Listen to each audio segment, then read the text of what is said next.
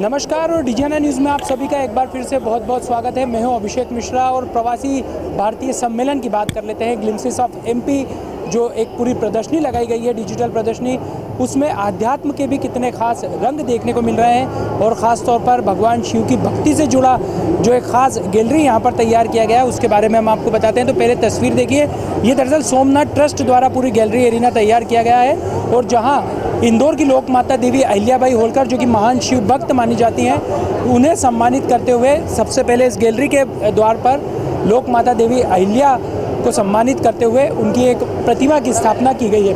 और उसके साथ आप देखिए एक त्रिशूल, आप देखिए कितना विशाल का है त्रिशूल यहाँ पर बनाया गया है, यानी आधुनिकता के साथ साथ आध्यात्मिकता को भी यहाँ पर स्थान दिया गया है। और अब हम इस गैलरी के अंदर चलते हैं और इस गैलरी के अंदर क्या कुछ खास है जो कि गुजरात के सोमनाथ जो कि ज्योतिर्लिंग स्थल है, वहाँ से क्या क्या जानकारियाँ जुड़ी हुई गैलरी में रखी है वो भी हम जानेंगे। विजय सिंह चावड़ा जी हमारे साथ मौजूद है, महाप्रबंधक हैं सोमनाथ मंदिर ट्रस्ट के, हम उन्हीं से जानते हैं। सर पहले तो बताएं सर, ये गैलरी का क्या पूरा मकसद है जो खास करके पुण्य श्लोक अहल्याबाई जी, खास करके पुण्य श्लोक अहल्याबाई का जो सोमनाथ मंदिर से कनेक्शन है उसको देखते हुए इसका जो स्टॉल का थीम है ये पूरा माता रानी अहल्याबाई, होलकर और सोमनाथ रखा गया है। माता रानी अहल्याबाई ने जो सोमनाथ में जब जो सोमनाथ मंदिर टूटा हुआ था उसी टाइम पे उन्होंने एक और नया मंदिर बनवाया और शिव पूजा चालू की थी। ऐसे महारानी अहल्याबाई ने 10 से ज़्यादा ज्योतिर्लिंग को पुनरुद्धार किया है। तो माता अहल्याबाई के सोमनाथ से भी बड़ा एक कनेक्शन रहा है। आइए हमारी गैलरी में। जी हाँ, बिल्कुल बिल्कुल। अगर आप बताते रहेंगे, हमें जानकारियाँ देते रहेंगे तो हमारे सहयोगी नीलेश करोसिया तस्वीरों के माध्यम से बताएंगे और आप शब्दों के माध्यम से उनकी जानकारियाँ प्रेषित। Ancient civilisation at Somnath Prabhas Patan में ये सब चीज़ें मिली हुई है। इसको देखते हुए हम इनका क्या महत्व है सर? वैदिक सर ये जी वैदिक, ये पुरानी जो यहाँ नगरी थी, जैसे यहाँ से अलग अलग वस्तु चीज़ें मिली है जैसे आप देख रहे हैं जी, बता दीजिए सर आप थोड़ा आगे। जी, प्रभास पाटन एक ग्रेट एंशिएंट पोर्ट भी था, तो वो भी हमको इसे सिविलाइजेशन में मिला हुआ है, वो भी आप देख सकते हैं यहाँ पे जी। ये जो है साउथ पोल है जी, जो एरो दिखा रहा है कि ये तरफ कोई ज़मीन नहीं है, पूरा पानी पानी है। जी, आगे जाएंगे, एक ग्रेट शिवा सेंटर भी था, वो भी हम कह सकते हैं कि यहाँ कई शिवलिंग मिले हैं। आज भी प्रभास पाटन में कई शिव मंदिर है। तो सर ये काफ़ी प्राचीन जी शिवलिंग है। हाँ, प्रभास पाटन जो है ये शिवलिंग भी प्राचीन है। प्रभास पाटन नगर भी बहुत ही प्राचीन नगर है। उसका उल्लेख जो वेद और पुराणों में भी ये उसका उल्लेख किया गया है। जी, ये हम देख रहे हैं जो आदि ज्योतिर्लिंग, प्रथम ज्योतिर्लिंग सोमनाथ। जी, खास करके ये गैलरी में आप ये भी देख पाएंगे कि यहाँ सभी जो भी डिटेल रखी गई है उसके पास में QR कोड भी रखा गया है। इसको स्कैन करके आप पूरा जो ऑडियो स्टोरी है वो सुन सकते हैं। ओके, आइए इधर। खास करके ये आप जो माता अहल्याबाई का जो पूरा पोर्ट्रेट देख रहे हैं जी, इसको गाय के गोबर, चंदन और भस्म से बनाया गया है। जी, आइए आगे। जी, ये है माता रानी अहल्याबाई का जो वचनामृत है।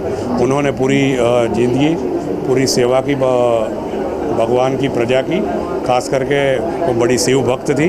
और आज हमको ये खुशी हो रही है कि हम उनके शहर में आके उनके बारे में आपको बता रहे हैं। आइए जी, ये है जो टेम्पल के ओल्ड अलग अलग आर्टिफैक्ट्स हैं। आइए, ये जो पुराना टेम्पल का जो आर्टिफैक्ट है ये सोमनाथ टेम्पल का जी, सोमनाथ टेम्पल का है। जो आज स्वर्ण जी आज स्वर्ण के साथ है। सोमनाथ टेम्पल जितनी भी बार बना वो यही स्पॉट पे बना है, तो ये पूरा आपको दिखा रहा है। ये जो है जो कितनी बार टेम्पल नया जो कंस्ट्रक्ट हुआ उसकी पूरा तारीख बताया गया है, वो भी आप देख सकते हैं। आइए इस तरफ। ये जो है संकल्प का एरिया है टेम्पल का। 13 नवंबर 1947 को सरदार वल्लभ भाई पटेल जैसे सोमनाथ आए और उन्होंने ये मंदिर, सोमनाथ मंदिर का भग्न अवशेष देखा। वो देख के वो द्रवित हो गए। उन्होंने एक संकल्प लिया, देख रहे हैं आप यहाँ पे, कि भाई ये सोमनाथ मंदिर नया बनाया जाए। पूरी सभा भी हुई सोमनाथ में और संकल्प लिया कि भाई ये मंदिर सब प्रजा मिल के बनाएंगी। आइए। ये वही ऑप्शन थे जिनको देख के सरदार को लगा कि मंदिर वापस बनना चाहिए। ये है नए सोमनाथ बनाने की यहाँ से काम चालू हुआ। और ये सर फोटो कब का है जिसमें पूजन करते हुए देख रहे हैं हम? देख रहे हैं गर्भगृह में लोग ये गर्भगृह का जो कंस्ट्रक्शन खत्म हुआ और भगवान की जो प्रतिष्ठा हुई 11 मई 1951 को भगवान की ये प्रतिष्ठा हुई। भारत के प्रथम राष्ट्रपति डॉक्टर राजेंद्र प्रसाद के कर्मकलों से ये प्राण प्रतिष्ठा हुई थी जी। ऐसे मंदिर बनता गया और संकल्प पूरा हुआ 1 दिसंबर 1995 में। उस टाइम भी शंकर दयाल शर्मा जो तत्कालीन भारत के राष्ट्रपति से, उनके हाथों से ये काम पूरा हुआ। ये जो देख रहे हैं जो मंदिर का पूरा आर्किटेक्चर है, जो नीचे से आप देख रहे हैं जैसे गज थर, नर थर, ऐसे अलग अलग थर से पूरा टेम्पल बनता है। ये जो सोमनाथ का मंदिर है 800 साल के बाद पहला ऐसा मंदिर जो नागर शैली का मंदिर बना है। ओके। उसको कैलाश महामेरु प्रसाद के नाम से भी जानते हैं।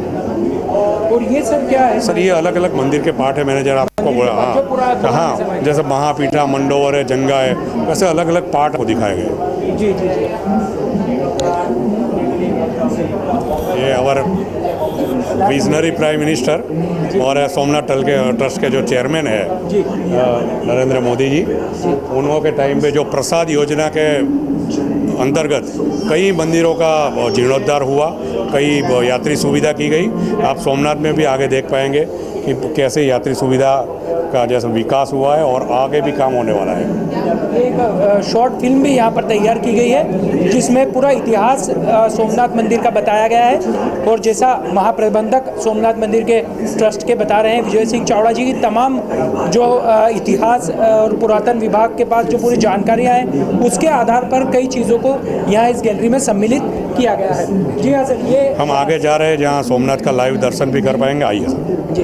तो यहाँ सोमनाथ का हाँ दर्शन भी करवा दें और पुजारी भी हमारे हाजिर है, तो आपको प्रसाद भी देंगे और भगवान का दर्शन तिलक भी करेंगे। आइए। तो ये आप देखिए यहाँ पर आधुनिकता से भरी ये जो गैलरी है, यहाँ पर आध्यात्मिकता के भी दर्शन होते हैं। और ये पंडित जी यहाँ पर जितने भी लोग पहुँच रहे हैं उन्हें बाकायदा त्रिपुंड लगा रहे हैं, जय सोमनाथ जी, और उनके साथ साथ रुद्राक्ष भी दे रहे हैं। पंचमुखी ये रुद्राक्ष है, पंडित जी विभूति है, उसके साथ साथ विभूति है, भस्म रमैया है, भगवान भोलेनाथ चंदन का लेप लगाते हैं, त्रिपुंडधारी हैं।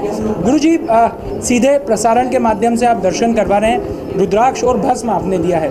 हर शिव भक्त के लिए इनका कितना मायना होता है और ये किस तरह से लोगों के अंदर सकारात्मक ऊर्जा का संचार है? रुद्राक्ष जो है वो भगवान के आंसू हैं और वो रुद्राक्ष में साक्षात शिव बसे हुए हैं। रुद्र के अश्रु। हाँ, रुद्र के आंसू हैं और भगवान शिव साक्षात उसमें विराजमान है। इसीलिए रुद्राक्ष हर एक मनुष्य को धारण करना चाहिए, उसके स्वास्थ्य के लिए, उसके जीवन में जो भी उन्नति के लिए रुद्राक्ष धारण करने से उनको बहुत सारे फायदे होते हैं। और भस्म, हम जहाँ से उत्पन्न हुए हैं वो भी भस्म से हुए हैं और हमको जहाँ मिल जाना है वहाँ भी भस्म है। तो सत्य क्या है ये भगवान सोमनाथ जी हमको बताते हैं कि जीवन का सत्य ये है, सत्यम शिवम सुंदरम। तो ये भगवान शिव हमको इसके माध्यम भस्म से और रुद्राक्ष के माध्यम से हमको बताना चाहते हैं। गुरुजी, सोमनाथ मंदिर पहला 12 ज्योतिर्लिंगों में पहले स्थान पर आता है। कितनी महिमा है यहाँ की, और यहाँ जब श्रद्धालु पहुँचते हैं तो क्या मनोकामनाओं की पूर्ति के लिए बोलना पड़ता है? क्योंकि जहाँ तक मैं समझता हूँ महाकाल दरबार में जाते हैं कि दर्शन मात्र से ही कल्याण है। ये आपने बताया सोमनाथ सबसे पहला आदि ज्योतिर्लिंग, पहले 12 ज्योतिर्लिंग में पहला, तो उसका सबसे बड़ा महत्व क्या है? आज के जीवन में कौन सा ऐसा इंसान नहीं है जिसको डिप्रेशन नहीं है, फ्रस्ट्रेशन नहीं है ना? तो ये मन के देवता है, मन चंद्र कारक। हाँ, चंद्र कारक है। तो मन एवं मनुष्याणाम सुख दुख से कारणम, मन ही जीवन में मनुष्य के सुख दुख का कारण होता है। तो सुख दुख के कारण का जो निवारण है वो है भगवान सोमनाथ। तो इसीलिए वहाँ पे आने के बाद लोगों को जो फीलिंग्स आती हैं, जो भावनाएं उत्पन्न होती हैं, क्योंकि मन यहाँ पे स्थिर हो जाता है, पीस मिलता है, शांति मिलती है, तो लोग अपने आप खींचे चले आए। जितने बार देखेंगे उतनी बार और मन होगा देखने का, वहाँ से हटने का नाम नहीं लेंगे, जाने का नाम नहीं लेंगे। तो ऐसी भगवान की महिमा है, इसलिए ये क्षेत्र में भगवान सबको खींचते हैं अपनी ओर। गुरुजी, जो पौराणिक गाथाओं में उल्लेख है, जो किंवदंतियाँ हैं, जो शिव पुराण में भी हम लोग पढ़ते हैं कि श्राप से मुक्ति के लिए चंद्रदेव ने यहाँ पर परमपिता परमेश्वर की आराधना की और उन्हें फिर वो जो क्षय हो रहे थे दक्ष प्रजापति के श्राप के बाद, तो उससे उन्हें मुक्ति मिली थी। 15 दिन अमावस में क्षय होते हैं और उसके बाद पूर्णिमा तक 15 दिन में वापस उनमें वृद्धि होती है। तो ये जो पूरी कथा है, इसको किस तरीके से वहाँ श्रद्धालु जान पाते हैं? क्या इसकी भी कोई पूरी व्यवस्था है? इसके लिए हमारे सोमनाथ ट्रस्ट द्वारा आयोजित लाइट एंड साउंड शो का वहाँ पे एक आयोजन किया है, जिसके माध्यम से सोमनाथ की पूरी हिस्ट्री, पूरा जो चंद्रमा से रिलेटेड जो भी घटनाएं हुई थी, उसके बाद भी मंदिर को तोड़ा गया और जो भी हिस्ट्रियां हैं वो सब के बारे में वहाँ पे लाइट एंड साउंड शो द्वारा लोगों को बताया जाता है, लोगों को सुनाया जाता है और लोग उनको देख के आनंदित होते हैं। और आपने जो बताया पूर्णिमा और अमावस्या, तो बताइए कि सृष्टि की रचना की शुरुआत हुई तभी से पूर्णिमा और अमावस्या को हम जानते हैं, उससे पहले तो किसी को पता नहीं था। तो समझ लीजिए कि भगवान आदिकाल, मतलब इसीलिए सृष्टि की रचना से ये स्थान ऐसा है जहाँ पे लोग पृथ्वी में ये भगवान का वास हुआ है। बहुत बहुत धन्यवाद हमसे बातचीत के लिए पंडित जी। और एक बार आप दर्शन कीजिए, क्योंकि सीधी तस्वीरों के माध्यम से यहाँ पर सोमनाथ ज्योतिर्लिंग, जो कि 12 ज्योतिर्लिंगों में प्रथम नंबर पर आता है, प्रथम स्थान पर आता है, उनके यहाँ पर सीधी तस्वीरों के माध्यम से दर्शन करवाए जा रहे हैं, ताकि जितने भी श्रद्धालु यहाँ पर पहुँचे वो गैलरी में आने के साथ साथ भगवान की भक्तिपूर्व माहौल के बीच दर्शन भी कर सकें। और ये तस्वीरें आप देख सकते हैं कि प्रधानमंत्री नरेंद्र मोदी की भी यहाँ पर लगाई गई है और रजिस्ट्रेशन भी यहाँ पर किया जा रहा है। सर, किस तरह के रजिस्ट्रेशन और क्या जानकारी है यहाँ पर? जय सोमनाथ। हम सोमनाथ से जी। हैं और यहाँ पर हमारे पास सोमनाथ की जो प्रतिकृति का सब लोग लुत्फ़ उठा के आ रहे हैं यहाँ तक। तो धार्मिकता के साथ जो विकास यात्रा है, इससे प्रेरित होकर जो भी लोग यहाँ सब देख रहे हैं, तो ये हमने QR कोड बेस एक बनाया हुआ है। इस QR कोड को स्कैन करने से, क्या आप आपके मोबाइल में करके बता सकते हैं? जी, ये चल रहा है सर, यहाँ चल रहा है, आप यहाँ पर फोकस कर सकते हैं जी। ये QR कोड इनमें डाल दिया है जी। ये अभी हमारे एप्लीकेशन में अप्लाई कर रहे हैं अपना डेटा जी। जैसे ही अभी यहाँ पर ये QR कोड बेस जो भी है डिटेल वो फिलअप करेंगे, तो तुरंत ही जी ऐसा वाला सर्टिफिकेट ओके जनरेट हो जाएगा और उनको यहीं पे मोबाइल के ऊपर मिल जाएगा। अगर इनको कलरफुल प्रिंट चाहिए तो वो कलरफुल प्रिंट भी उनको मिल जाएगा। मतलब अगर श्रद्धालु होने की प्रामाणिकता भी यहाँ पर श्रद्धालु को प्रामाणिकता के साथ सर मैं आपको अगर बताऊं तो क्या है कि आज जो युग चल रहा है उस युग से हम दूर नहीं हो सकते हैं। हाँ। ये युग जो है वो इंटरनेट बेस है और बाबा जी के दर्शन हम इंटरनेट बेस करवा रहे हैं, तो यात्रिकों को इंटरनेट बेस उनको आशीर्वाद भी मिलना चाहिए। तो ये जो सर्टिफिकेट जनरेट हो रहा है उसमें आपने देखा होगा कि ये वाला मंत्र जो है वो आशीर्वाद मंत्र है, ये आशीर्वाद मंत्र है। तो जो भी यात्रिक आते हैं उनको बाबा जी का आशीर्वाद मिले, ऐसी हम चेष्टा करते हैं और सोमनाथ की यात्रा समय से करें और हम सोमनाथ वासियों से जुड़े, ये प्रार्थना करते हैं सर। गुरुजी, हमारे जो लाखों दर्शक चैनल देख रहे हैं उन्हें क्या आप बता पाएंगे दर्शनों की क्या व्यवस्था होती है? सुबह किस समय होता है, शाम को, रात तक कब तक होते हैं और दिन भर में कितनी तरह की पूजाएँ होती हैं? सर वहाँ पर जो सुबह 6 बजे मंदिर खुल जाता है और प्रातः 7 बजे आरती होती है, दोपहर 12 बजे आरती होती है और सायं 7 बजे आरती होती है। इसके अलावा वहाँ पर विशेष पूजाएं भी होती है। उसमें अभी जो सोमेश्वर महापूजा है उसका महत्व बहुत है।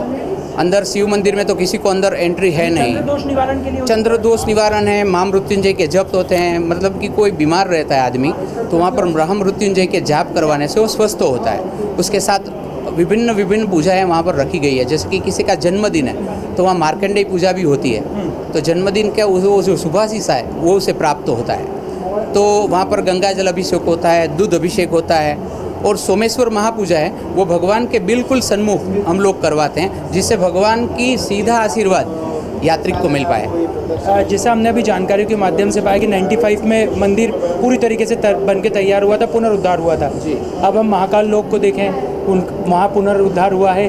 काशी विश्वनाथ का हम देखें पुनरुद्धार हुआ है। तो ये जो मंदिरों के पुनरुद्धार की जो एक श्रृंखला है, ये सनातन धर्म को कितनी ऊंचाइयाँ? सर मैं आपको सिर्फ ये बता सकता हूँ, एक सोमनाथ का रहने वाला और सोमनाथ का भक्त हूँ, कि जो उसकी चेष्टा है ना वही पूर्ण होता है और जिसकी उसकी चेष्टा नहीं होती है, उसकी इच्छा नहीं होती है, वो भग्न होता है। तो आज हमारे पास जो है वो हमारी धरोहर है, तो हमें उसे वंदन करके स्वीकारना चाहिए। जय सोमनाथ। बहुत बहुत धन्यवाद हमसे बातचीत के लिए। तो ये हमने आपको बताया कि जो ये पूरे एरिना में यहाँ पर सोमनाथ मंदिर को लेकर एक ख़ास स्थान दिया गया है।